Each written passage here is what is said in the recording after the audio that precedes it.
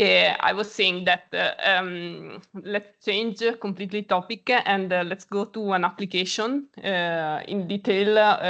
In our institute in Europe, our group is focused on cryosphere monitoring, and so in detail I will talk about snow monitoring. And I will also explain how we try to scale up our internal workflow to larger areas by using OpenEO.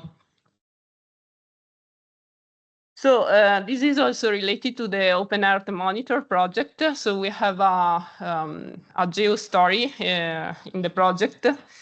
And actually, we share this data that for now they are just in a valley in South Tyrol, the Venosta Valley, of high resolution snow water equivalent. So for the people that are not familiar, snow water equivalent is the amount of water that is stored in the snowpack. And actually, this is a very important variable to estimate, especially, okay, in the Alps, we are in the Dolomites, so for us it's very important.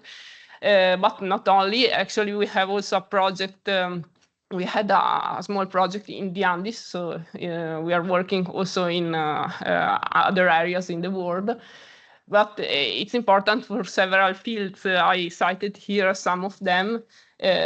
But yeah, just to give you an example, this is the Adige River. And you can see that, especially, for example, now in these last days, we had a lot of rainfalls, but also the snow melt was really in its maximum due to the high temperature that arrived quite late in the north of Italy. And so snow melt together to the rainfalls, it results in a high discharge.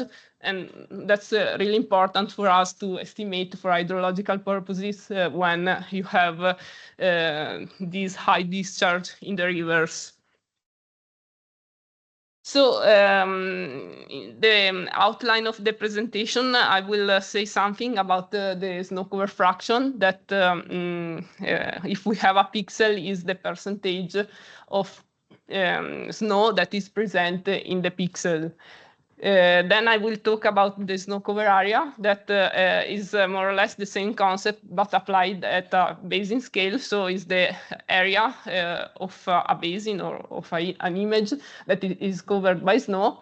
And then we will go to the snow water equivalent that, as I was mentioning, is the amount of water that is stored in the snow. So we try to retrieve these variables with high temporal resolution. So we mean a daily scale and also a high spatial resolution. So in the order of centimeters, so in like the resolution of Sentinel-2. And this is important because for monitoring snow variations, we need both high spatial and temporal resolution, because if you think about the complex topography of our territory, the resolution of, for example, the MODIS data that is already daily, but with a 500 meter spatial resolution is not enough to detect complex phenomena like wind redistribution or also avalanches or something more detailed that at a higher spatial scale.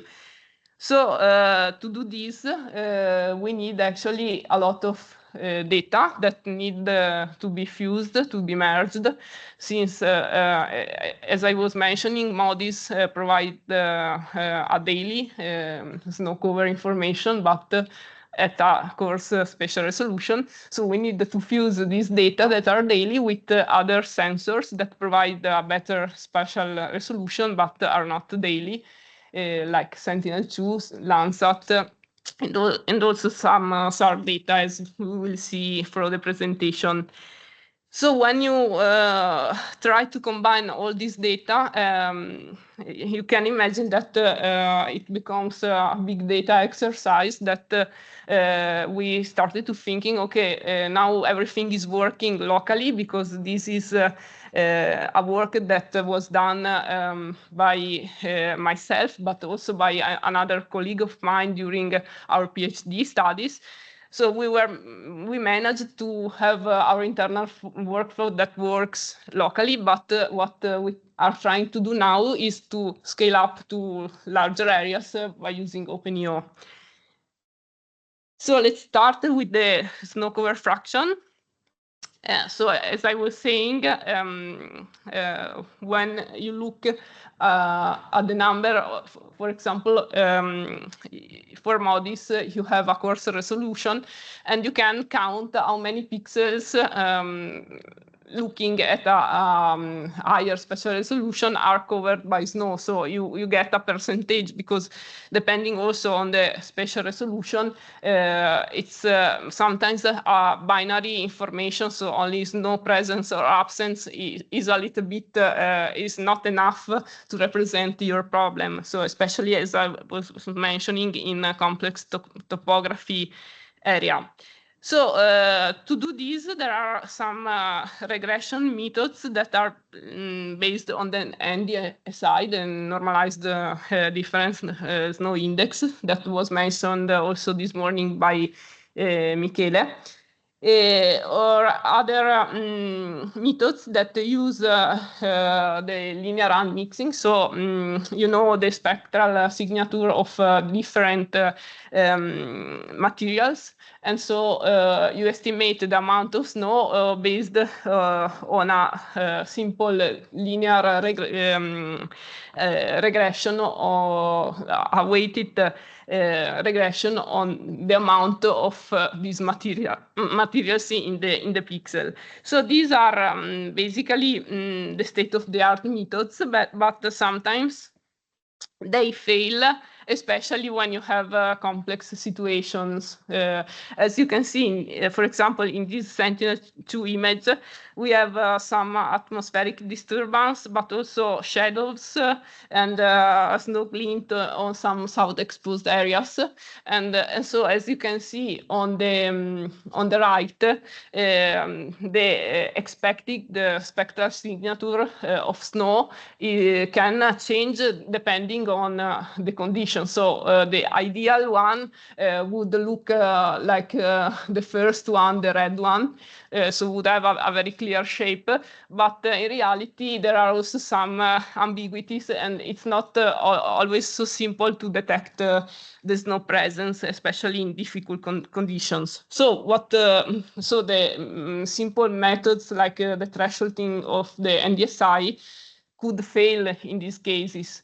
So what we were working on is to identify a better method, an unsupervised method that can detect snow presence also in difficult, in challenging situations. So these methods have to be, of course, reliable in these challenging situations, so stable over time. And also we wanted to automatize the process as much as possible. And this is the work, as I was mentioning, this is part of the PhD work of my colleague Riccardo. And so what we use in this phase is basically a support vector machine, so a machine learning method that allows us, if we are able to detect, to collect good training samples, so pure snow and snow-free samples, we can identify the hyperplane, the decision hyperplane, and in this way, the distance we are able to retrieve the snow cover fraction based on the distance from the hyperplane. So what is the difficult challenge here is basically to identify the pure pixels, because once they are defined,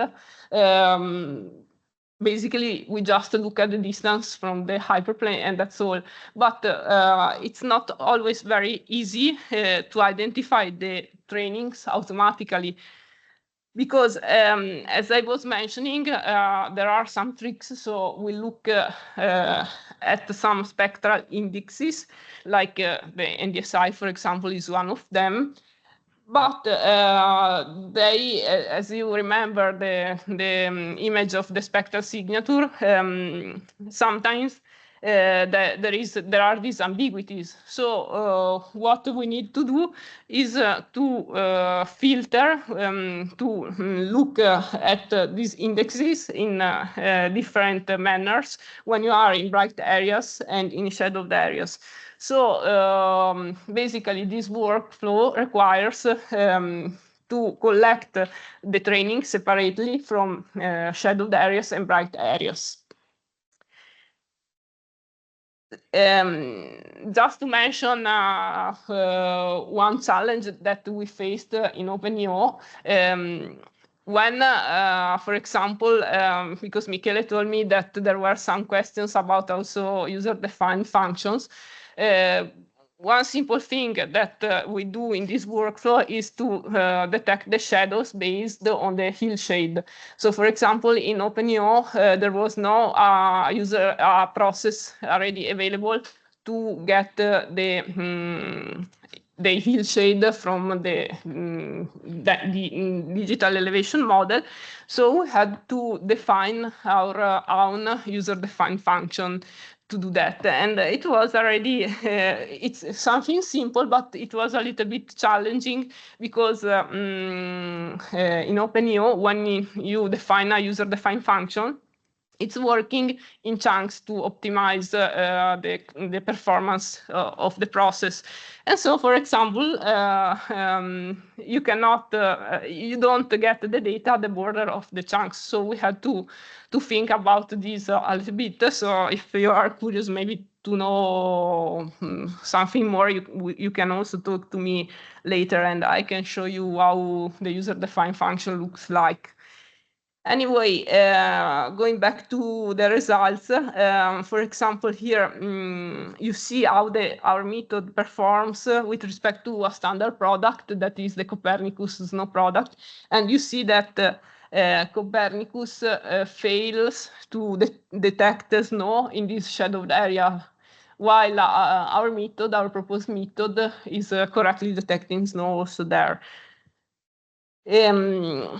Yeah, also here some validation results for another study area, and you can see also here the reference is world view image, and the Solomons is a method that is also only based on the NDSI, and you can see that the machine learning URAC method performs quite better.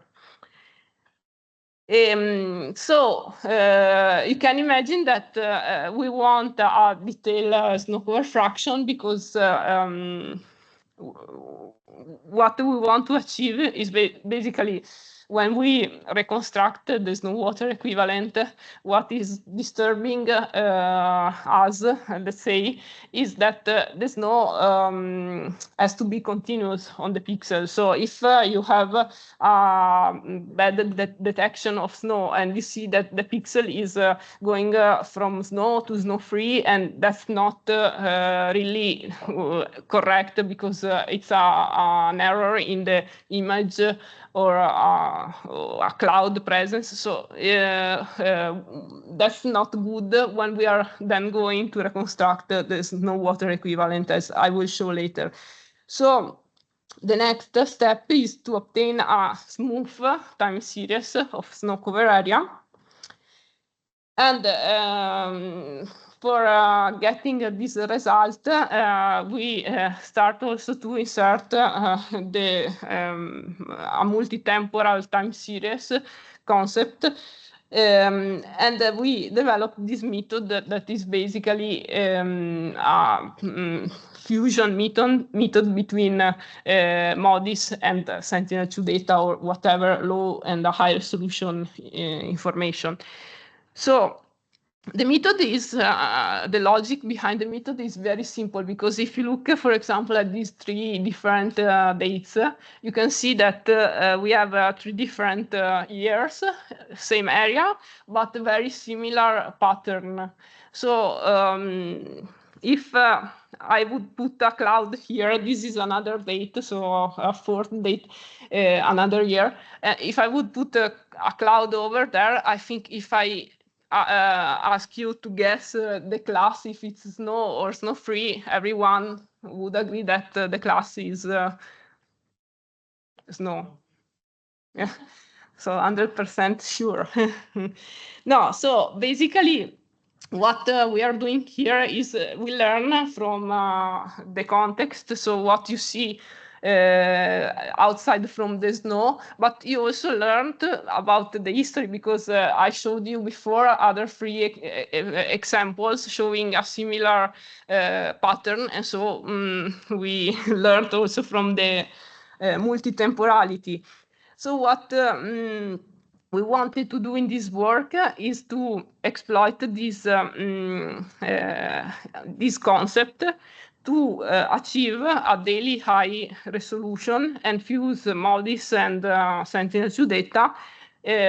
So we have to face here with the different resolution, of course, but also with the presence of cloud that over the Alps is quite intense. So many images are unluckily corrupted by cloud presence. So this also is, of course, annoying us when we try to reconstruct snow cover information. And this is done by exploiting this multi-temporal analysis that focus on the pattern repetition.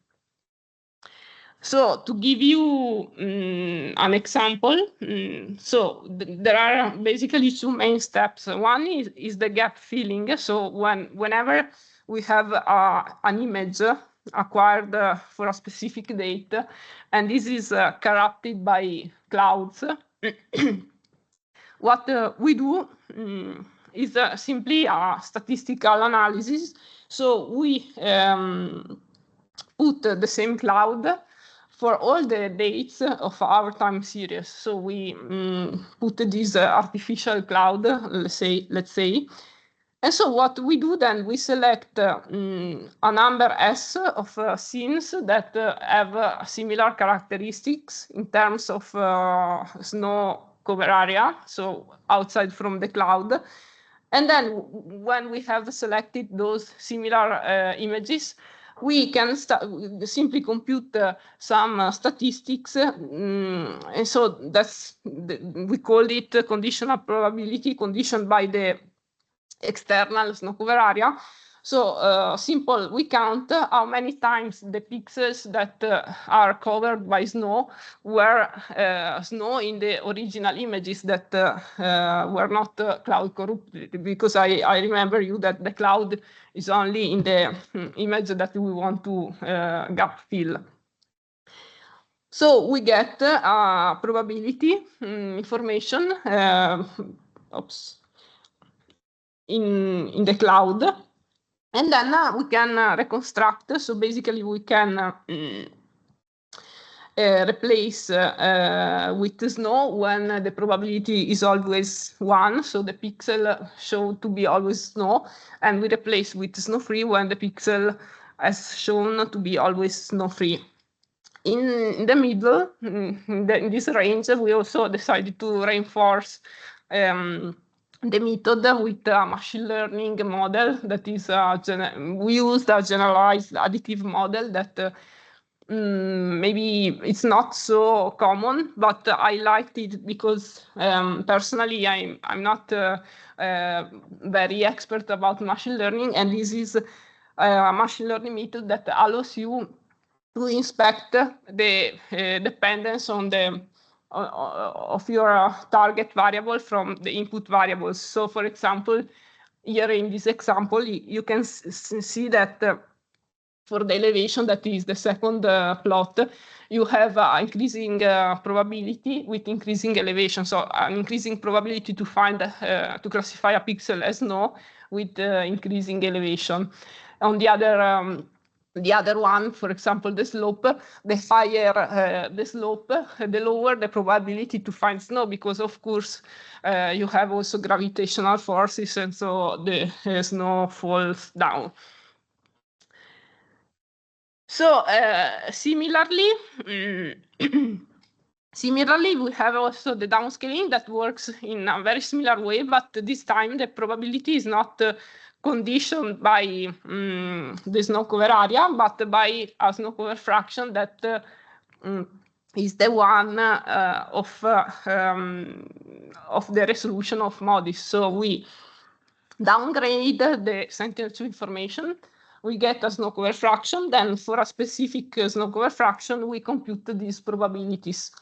So when one day we don't have Sentinel-2, but just MODIS, we can downscale the MODIS information given that specific snow cover fraction. Sorry, I drink. So you can imagine that basically this method is not really so difficult, because it's quite simple, but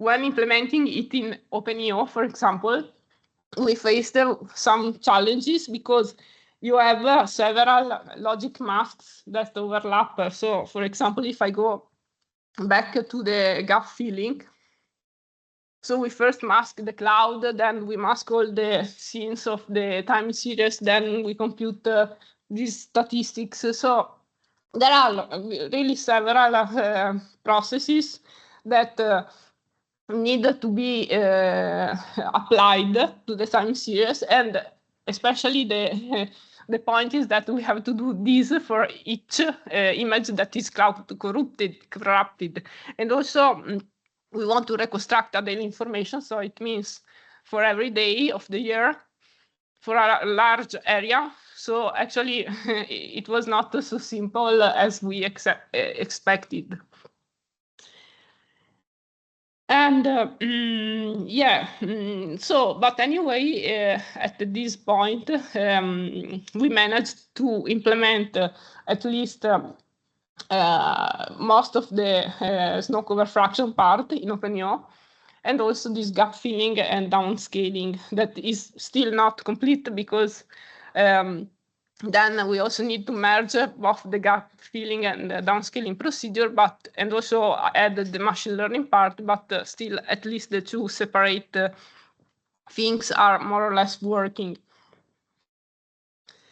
Let's go to the snow water equivalent part. That this is we haven't started yet to implement it in OpenEO, but I will give you an overview of how it works. Because this is actually our final aim, so the information that we want to retrieve, and also usually the stakeholders are really interested in the snow water equivalent, because it's the information, for example, either power plants production, they want to know how much water is stored in the snow. So to summarize, yes, again, we started from a good snow cover fraction information, then we managed to get a daily information.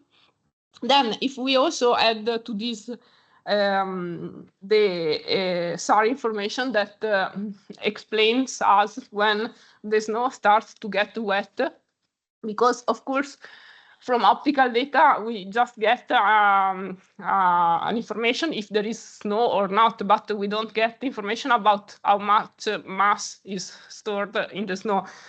We can get something from SAR, because as soon as the snow starts containing water, we have a drop of the backscattering. So we can get the moment in which the snow starts releasing water. This information also combined with temperature and snow depth data we can manage to reconstruct snow water equivalent using also some modeling, because as I was saying, only remote sensing is not possible at this point.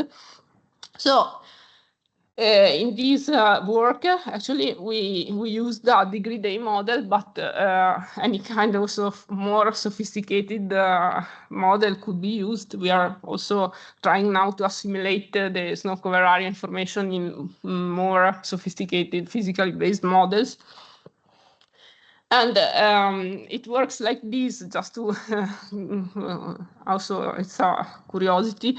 So we can we start by detecting when we expect to have snowfalls for each day. So by looking at the snow depth stations. So when the stations in the basin show an increment in snow depth, we assume that a snowfall was happening that day. Then we also calculate the melting that is calculated with this degree day model. It's called degree day model because it makes use only of the temperature. That is a proxy of the melting, because as you can expect, the higher is the temperature, the higher it will be the snow melt. So by estimating in this way the melting, then we know when the melting is happening, for which days. We also have our accurate snow cover area, so we know for each day if there was snow or not. And actually the snow cover duration is also a proxy of the amount of snow that is in that pixels. And that's why I was saying before, it's very important that we have a continuous information, because imagine if we have error here in the middle, and so the snow is falsely disappearing, that would result in a wrong snow water equivalent.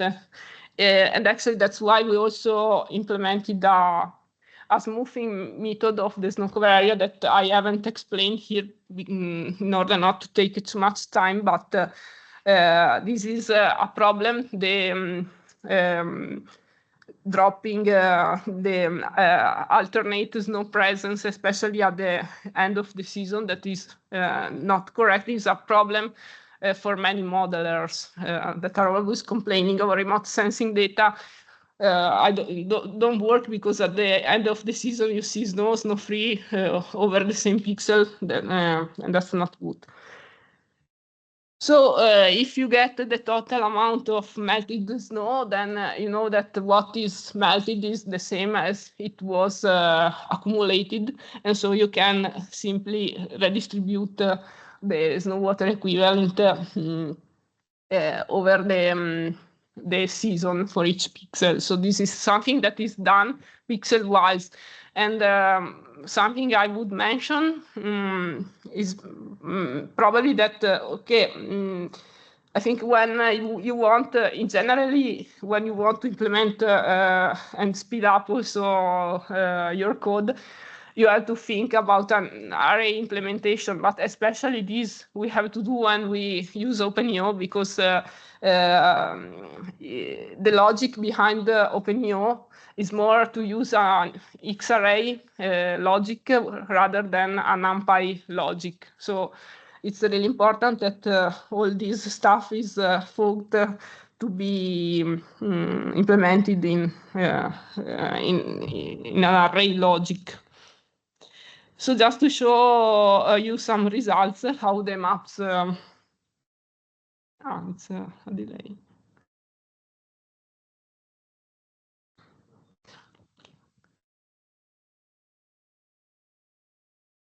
Okay, yeah, how the maps look like. So you can see that we compared this method that, as I was saying, locally on our resources. It's already implemented, it's working, it's validated. We have also a published paper. It's working also quite good with when comparing. Yeah, the problem of this data, that I think of many researchers, is also to find a good validation, a reference data set to validate your results, because yeah, also when you look at station data, it's only 1 point, but we want to know also how it's behaving in a more based in over so spatialized since the method is spatialized. And so we were, for example, comparing the results with the LiDAR measurements that were performed in California from the Airborne Snow Observatory. So they measured the snow depth and then they use a model to get the snow density. So still, this is not a real observation, but of course, it's something good, much better than just a single point observation. And you see that there are good agreements, and also the patterns, the snow patterns look similar. So yeah, just to finish, I would like maybe to mention yeah, something I've already said. What are the challenges? Some challenges I have already mentioned that we faced by starting to implement this workflow in OpenEO. But of course, you can imagine that if we want really to have an easy access to all the Earth observation data sets and auxiliary data sets we need in this work, OpenEO can be really a good option. And yeah, we manage also to use as much as possible standardized processes, but of course, still something you need to implement your own user-defined function. And yeah, just to give you an example, this is the process graph of the gap filling. It's not really visible because it's too big, but this is just for the gap filling procedure. So I was mentioning you have a lot of logic masks that you have to apply to, yeah, so something not really so difficult, but a long process graph that actually when you're applying this for a long time series, because our statistics are robust enough if we take, for example, the whole Sentinel-2 period, so over a certain area. So we need still to figure out how to speed up all the process. And so, yeah, what are the drawbacks? Yeah, also that sometimes it's a little bit difficult to debug because, as you were saying, seeing also this morning, yeah, you send the job, you wait for the result. So if you are in a debugging phase, especially, and you start to wait some minutes, it's not really convenient. So, but still, yeah, this is something I wanted to mention. Yeah, if you have some questions, I hope the topic was not too different from the general background, but still everyone is working at the end with big data and large time series, so I think there is always something in common.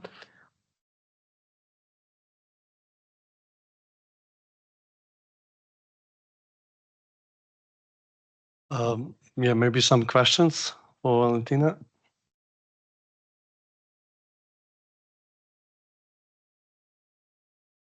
Yeah, please. Yeah, thank you for the talk. Very interesting stuff. Yeah, I have a couple of questions actually. I think the first one would be with respect to the classification problem that you're describing there, that you're using supporter vector machine for, right? If I understood it correctly, one of the challenges that you're facing right now is that you have some sort of like in-between classes. Is that right? Like where you don't have something that's like 100% snow versus not snow at all, right? Yeah. And I think that's a typical case where like I think most people would go for unsupervised learning instead of like using supervised learning, which is essentially what supporter vector machine does, right? So I was just wondering if you're thinking of perhaps experimenting with like some unsupervised learning approach so you can better handle this kind of case that you're describing there.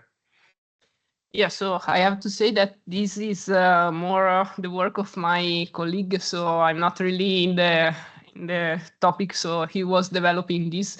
And yeah, what he was focusing really on was not, because as you said, support vector machine is a supervised method, but he was working on an unsupervised manner to collect the training samples.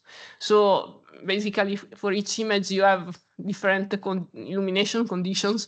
So for each image, he's collecting the training samples automatically. So in an unsupervised manner based on the spectral indices. And then is feeding the model. So for each scene, that's also a challenge in OpenEO, because actually for each single image, we have to train the model again. So to be honest, I don't know what are his plans if he wants to move to other methods. But yeah, could be for sure something to explore. But yeah, as you said, the problem is actually when you have these mixed conditions. So mixed snow, snow-free, or shadow. That's the problem of our classification. That anyway, as I was showing, we are also quite happy with the results, because also in challenging conditions is working quite well with this unsupervised training collection that is done really for each scene. If nobody else is going to ask, I'm going to ask another question. Yeah, please. Yeah, you described one method that I thought was very curious, which is like this idea of adding fake clouds to your data. I was just trying to understand, like, what are the assumptions that you make when you add a fake cloud, right? Like, is that pure masking? So like that's just like some sort of I don't know, a constant that you add there, or you're being careful enough to say, like, I'm going to add something that sort of mimics the distribution of an image with a real cloud? No, so maybe I didn't explain very well, but the cloud is not really fake. The cloud is the actual cloud of the image that we want to reconstruct. What we do is to apply this cloud that is real only for that specific image to all the time series. And then we reconstruct, we get the statistics below this fake cloud, but for images that we actually know the class in the cloud. So, and this is done to then replace the pixels in the real cloud, in the original image. I don't know if it's clearer now. So for this specific date, imagine we have this time t epsilon, t psi, and you have a cloud that is real. So that image for that time is cloud corrupted. Then this cloud we apply to the entire time series, so to all the images, because we want to get the probability to have snow in that cloud. And so we select only similar images with similar conditions. So we have a similar distribution of the snow. And then we compute in the cloud, okay, for these S scenes, we had always snow in this pixel. So also for our original image is snow, because it was always snow. It's like the example here. So imagine that this is the real cloud, and we applied this fake cloud to these three images, and then we compute the occurrence of the class for these three images behind the cloud. Is it clear? But the goal is still to make an inference to like the amount of snow under the cloud. Yeah, but Right. for this date, that is different from the other 3 dates. So 3 dates, we know the reality. We know they are our reference. So this pixel, how many times was snow in the previous 3 images? It was always snow. So the probability to have snow is 1. And so we can simply replace the pixel with snow, because it was always snow in all the cases that look similar to this case. So it's really basic math at the end. Is just right. You almost don't need a method for that, right? you could very well just do like, oh yeah, remove this one and make interpolation between the two images that don't have the cloud at all, right? And then yeah, but if you do an interpolation, probably if you have quick changes, it doesn't work because, okay, maybe if you are stable, the condition is stable, is winter, you have snow before, snow after. So yeah, interpolation works correctly. But if you are in a changing phase, so you see, it's not really working in interpolation in this case. But I would argue that we don't, depending on the image that you have, right? If you have like a big chunk of the image that's being like occluded by a big cloud, right? Then I would say like, yeah, indeed, you're gonna need several time points. But for example, you could very well, as I think you try to represent here, make an inference about what's the amount of snow under the cloud by just taking in consideration the context that you have in the neighborhood that's visible, right? Yeah. So like you could use machine learning to do that directly and then make prediction with a single shot, like single image, right? Yeah, actually, you're right that also the shape of the cloud is influencing the result because, of course, I always make this example. If if you are down in the valley and the cloud is up in the mountain, and in the valley you see snow, of course, it's easy to guess that also up in the mountain you have snow. But if the cloud is at the border between the snow and snow-free line, you cannot guess because that situation is ambiguous. No? So we started from basic statistical analysis. And then, as I was mentioning, we also use machine learning, but in a later step because we wanted to, to see if it works also without machine learning, and so only based on observations at the end. Maybe because I'm not really machine learning expert, so I decided to go to a more easy approach for me, at least. And but of course the accuracy of the results depend on the cloud location, also on the surrounding situation. So there are cases where you cannot solve, of course. Thank you. And what is the source of the cloud mask that you use? How you identify clouds? With send to cloud. Okay, so and you run it, and yeah, because you can also have like problems with the cloud identification, right? Yeah, and this is, of course, it's a very common problem, like confusion cloud and snow. And is it also kind of you are also running it in the OpenEO, in that pipeline that you show, or you just use some pre-computed layer? No, we used for now in OpenEO, we were using the quality layer of Sentinel-2 level 1A because, we were not able yet to run Sent2 core in OpenEO. By the way, that's why I have to say, because, as you were saying, you could also have error in the cloud masks. So that's why in a first phase, we decided to replace only very, very sure statistics when you have only 1 or 0. And what is between, we reinforced with machine learning because the idea was also to produce two quality levels, maybe one that is less complete because you don't fill all the gaps, but is very, very sure because this probability is calculated with, I would say, almost absolute certainty. And a second product that is complete, so no gaps, but less accuracy probably because we introduce some assumptions.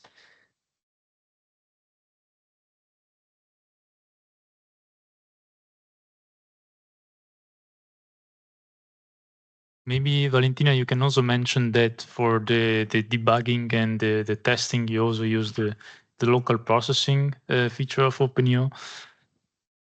Yeah, because we have our URAC backend And so, yeah, as debugging phase, it was much better to use it because it was faster also to get the result. But yeah, we don't still have access to, we cannot access the CDSE directly from our URAC account. So then, of course, for operative purposes, we need to move to the CDSE.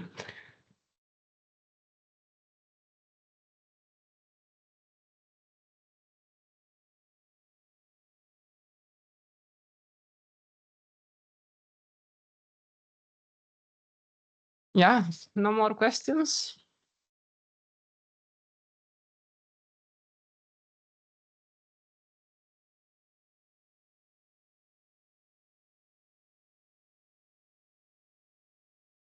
Yeah, if no more questions, then yeah, maybe we go back to the OpenEO tutorial. Yeah, from Michele.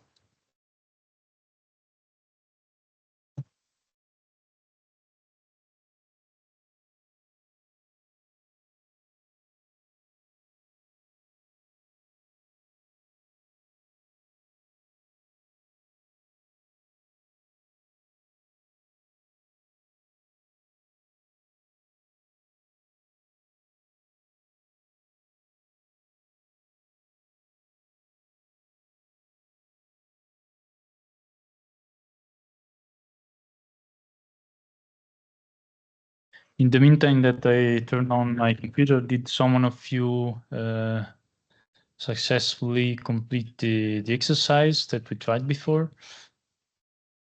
Or are there some issues? Are you stuck somewhere? Probably you haven't tried yet because we just restarted.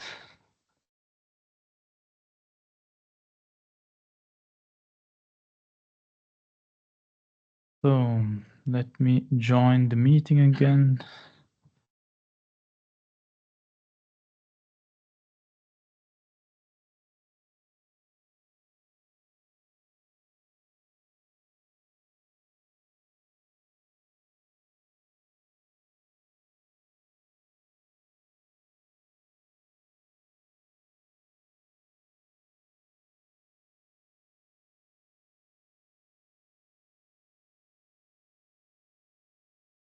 So let's see if my notebook is still running. So I did restart. So let's try to recap. We basically did this full exercise mapping the snow covered area using the Copernicus data space. And now we were trying to do the same in the local environment using data from the publicly available stack catalog from Microsoft Planetary Computer. We had to install the OpenEO local processing, let's say, extension to do this, and also Dask. Now I did restart everything. Let's see if it ran until the end or if it crashed again. And if it didn't crash, I will explain it step by step. No, it's still running here. So probably it's stuck. So I will restart it. So let's try to do it again. Okay, the kernel crashes. So probably, yeah, it doesn't like the way that we installed the libraries. Can I start it?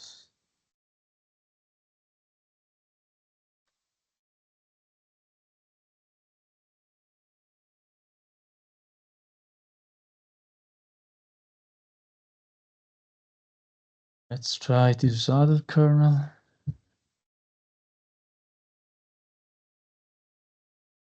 If someone manages to run it fully, let me know.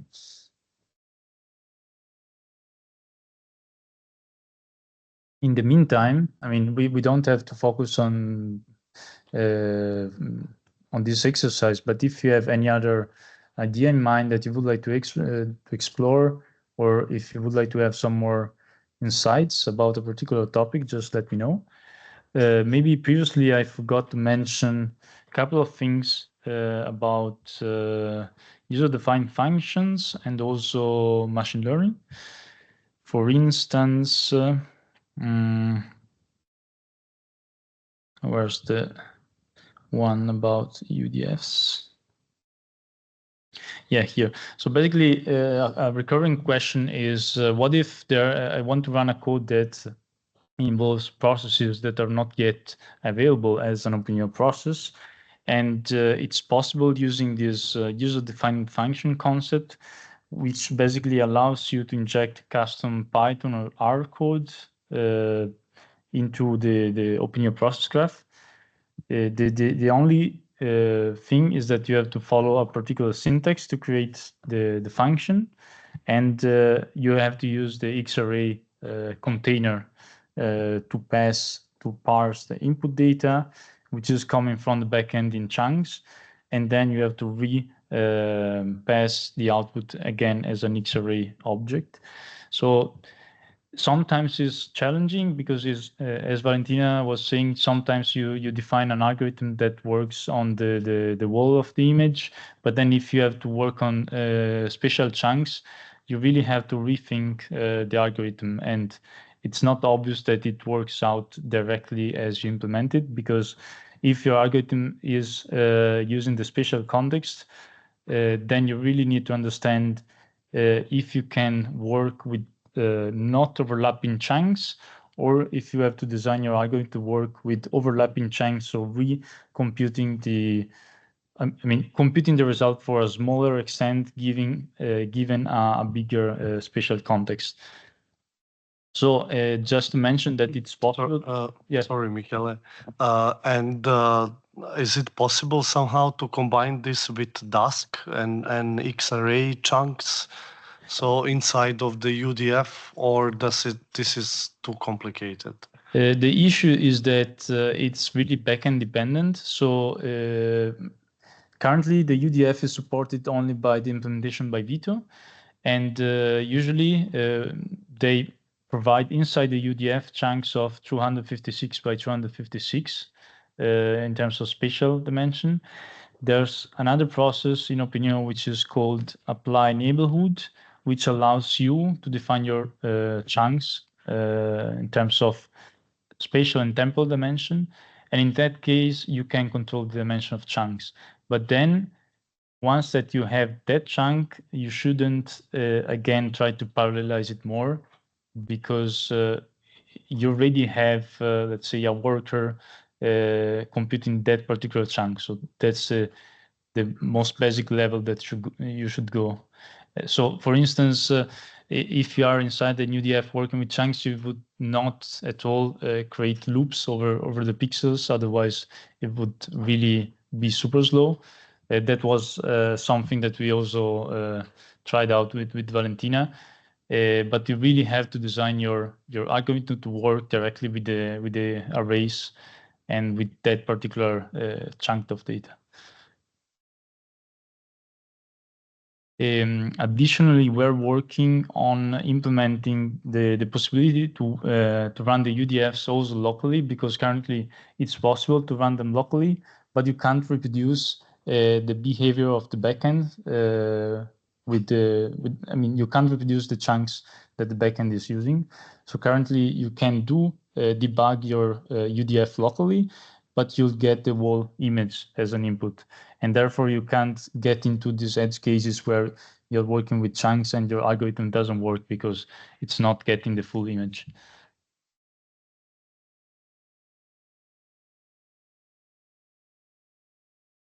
Additionally, we are also working in trying to automatize the way that the Python environment is defined, because another issue that is that the Python environment that is being used to run this custom code on the backend side can't have already all the libraries that you're using in your script. So especially at Vito, they're trying to use this new standard way of Python to define dependencies, which are basically similar to a requirements file or an environment file that are directly defined in the script itself. like at the top part of the script, similar to a commented part or like inline docs, which are defining the exact dependencies that script will use, and that will be used to basically instruct the nodes that will execute the code before actually starting the processing, so that they already have all the libraries available and they don't have to spend time to get the libraries and install them. And then again, for the machine learning part, Edza this morning mentioned that we still don't have so many standard processes.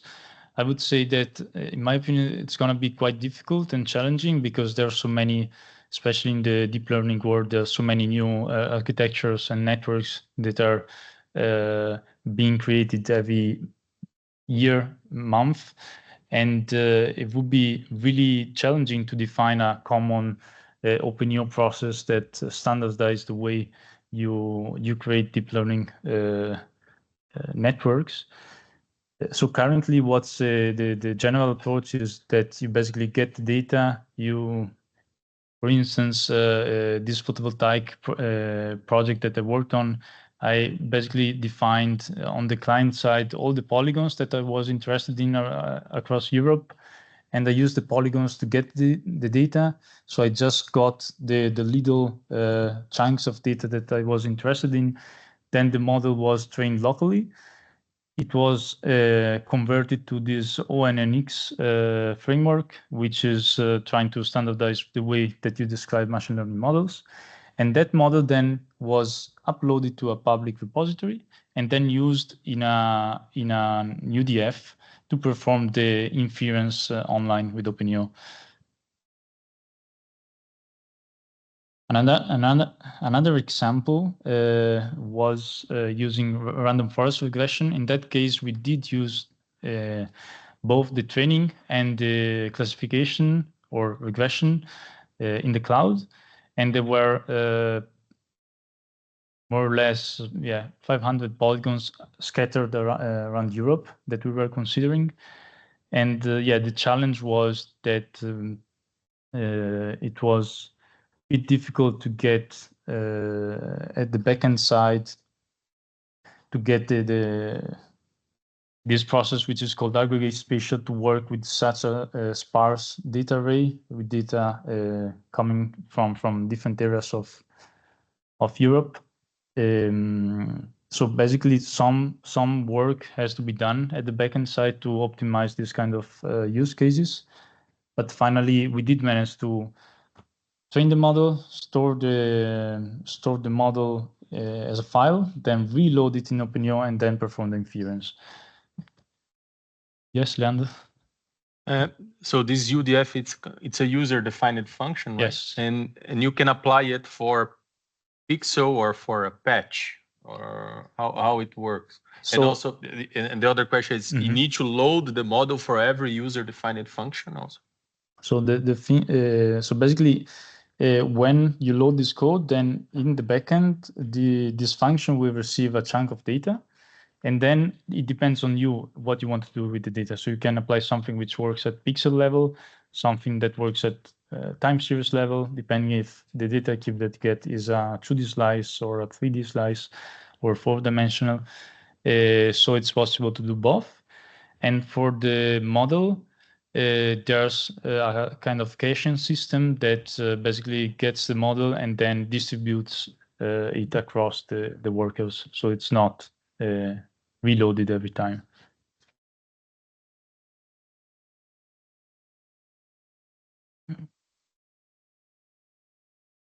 So probably this example will not work on this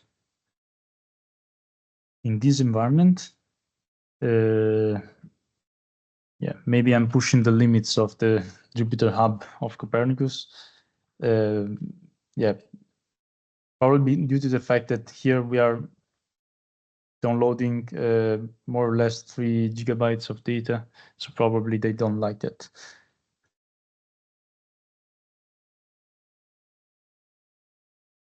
Is there someone that has something that would like to try and don't know how and would like some help?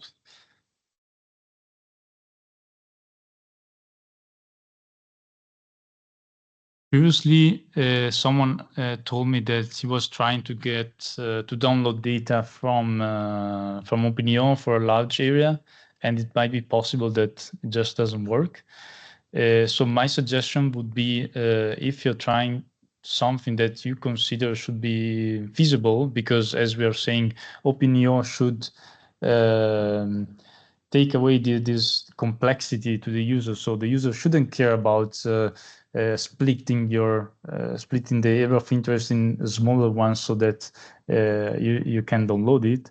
Please mention that in the various forums so that the developers know about it, the companies that are working on that are aware of that, and can also put some effort in solving this issue. Because I guarantee that if you start using it, you'll find some issues. It's really common, but there's quite some people that are there for helping you. So whenever you have a problem, please mention it somewhere. I mean, not somewhere randomly, but in the forum.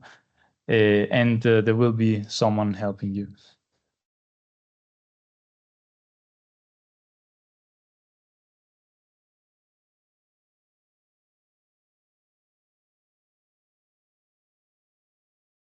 Let's see the other questions that I prepared.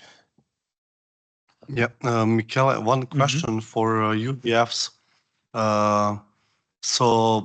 You use this apply at the end. So this apply is only used when you have a data cube as an input and you have a data cube as an output. And for example, if you work on time series, then it's reduced dimension, or no, it depends if your input is a time series and the output is again a time series, or if your input is a time series and your output has a single value. It really depends. There's also another. I mean, this pixel wise. So you want to do some analysis for each time series. Yeah, pixel by pixel. Yeah, then it's apply, because then within the UDF you get a chunk of data, a chunk in the spatial dimension, but the whole time series. If I remember correctly, maybe I will have to check. But there's another process which is called apply dimension, which is used when you want to do something on a particular dimension like time. So for instance, you want to compute the quantiles over time. So in that case, it's not a reducer operation, because you're not, let's say, condensing a single the whole time series into a single value, but you're computing multiple values out of the time series. And therefore, in OpenEO, this apply dimension is being defined because there's like an n-dimensional input and m-dimensional output. So reduce is only when it's reduced to one number. Yes. Yeah. So when the dimension is gone. Yes, exactly. So the reduce condenses the data along a particular dimension to one value, and instead the apply process doesn't change the dimension. It applies something on the pixel level. Yes, but actually this I really like this approach you explain for that you had this one task of where you train machine learning model locally and then use the UDF to apply machine learning to, let's say, to do the mapping with a trained model. So which is actually currently the way, quite flexible way to do machine learning within OpenEO. Yeah. Yes, and in fact, in the community examples repository, there are quite some examples doing that, prepared by Vito, where there, for instance, let's see if there's the word serial. No. There are some crop type mapping examples or parcel delineation examples that are actually doing that. Maybe, yeah, they do segmentation. But there's a really good example which includes both the training part and the inference. No.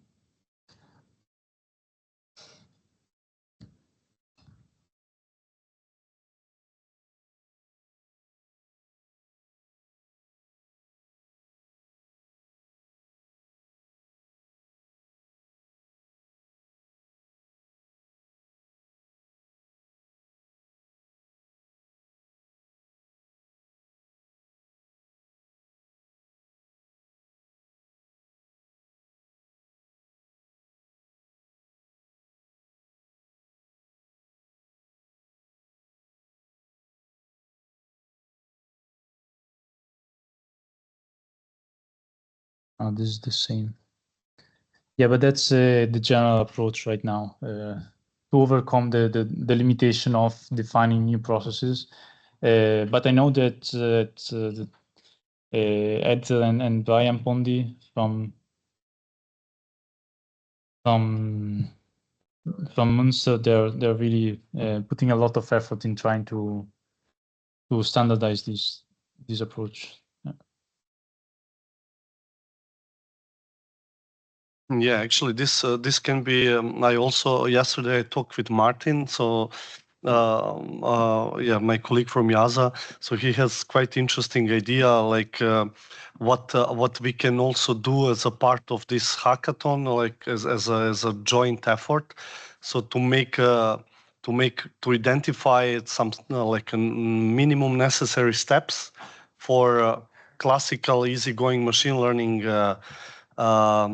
Workflow, and then we can maybe just provide some guidelines like a script or how this can be done in OpenEO, in PanGeo, and in like arbitrary outside of this. So I don't know, for example, we can, so the first part is doing getting the data cube, yeah, so like cubing. The second part is based on point data, extract the information to train the model. So that's like the third part could be training the model itself. Fourth part would be mapping, doing the and the final validation, for example, or if we don't need a validation in this stage. So just a workflow up to machine learning model. So this could be tomorrow afternoon. We have actually quite plenty of time, so this could be also one session that we discuss. So also with all teachers around. So I think then everybody can suggest a tool. So for example, those tools from Peter Kempenes from Tuesday, that they could be good to extract the points, to prepare the data for training, and OpenEO can be used for cubing or to fetch the data, and we can also discuss about what would be the best backend. So which backend has the most data or something like that. So maybe we can also make like a mini workshop if you are interested in that. Yeah, just an idea.